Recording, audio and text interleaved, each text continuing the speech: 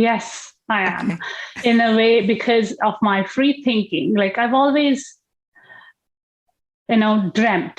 I'm a dreamer, Mhm. and I'm not scared to dream because I know that's in my hands. Nobody can stop me from thinking great thoughts. Like I Mhm. could be, Oprah one day. I don't know because Mhm. I dream big.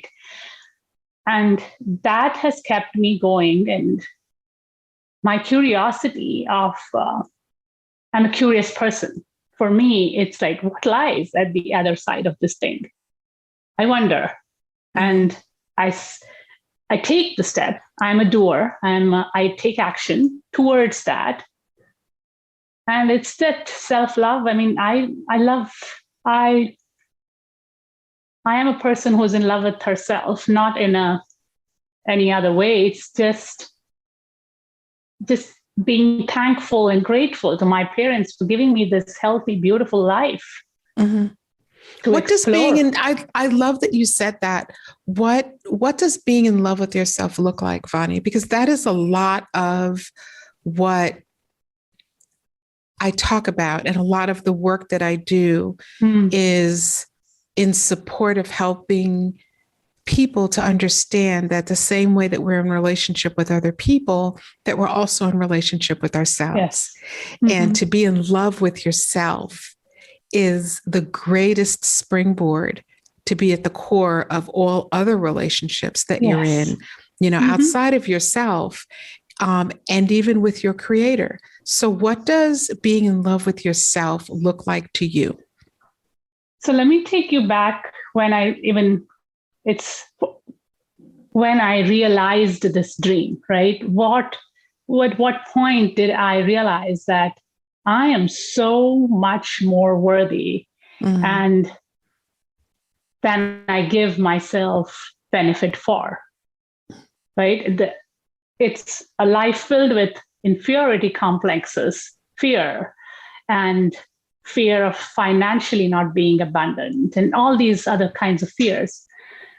And that the time when I was with which I write in my book too, I'm getting that done someday. But so it's I think the transition have that self love was always there lurking in the background, and because of which I always valued my time. It's like you can't, if somebody said, do something for me, and if they made me wait, I'm not a person who waits. I'm like, my time is valuable. Like, I feel disrespected if you make me wait, right? Mm-hmm. So that's a form of self love that you stand up for yourself and say, fine, I'm going to the class if you're coming or not. Mm-hmm. It's my journey. I need to be focused on that, right? So it's Mm-hmm. self love is giving yourself the space and time during the whole day to give those thoughts to yourself, like in general, self care, not just skincare or not just hair care, not just external. It is that soul healing kind of care. Mm-hmm. So when I was with my mom, I think this is one of the, I think the pivotal moments for me. Last year, just before COVID, my mom had a stroke. And I think it's interesting that the most clarity I've had about life is when I saw her. I knew she was going to go away. It was those moments with her, those few moments when I could just hug her like she was a baby because she had no clue where she Mm-hmm. was, and we were kind of losing her slowly.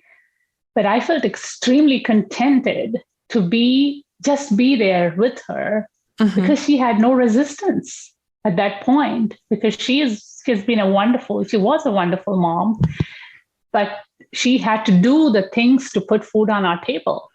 Mm-hmm. And there was always some kind of, resistance in the connection I felt with her. But that moment, she had no resistance. She had just given in. She was just there.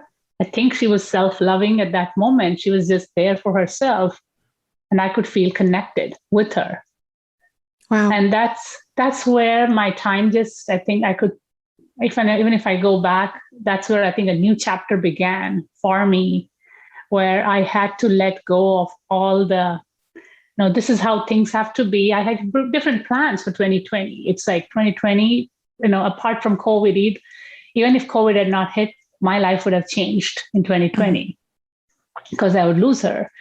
So it was that time when I said self-love is most important thing. I came back after I left her, knowing that I won't see her again ever.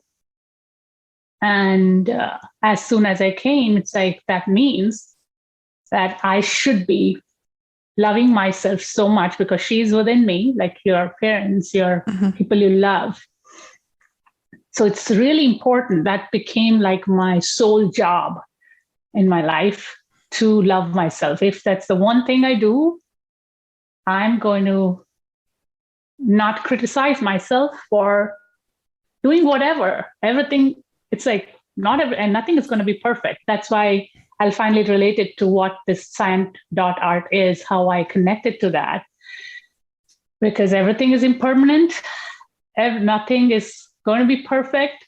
And if you don't learn the art of letting go, you're going to be stuck with the same design of your sand art forever. And those things will weigh you down.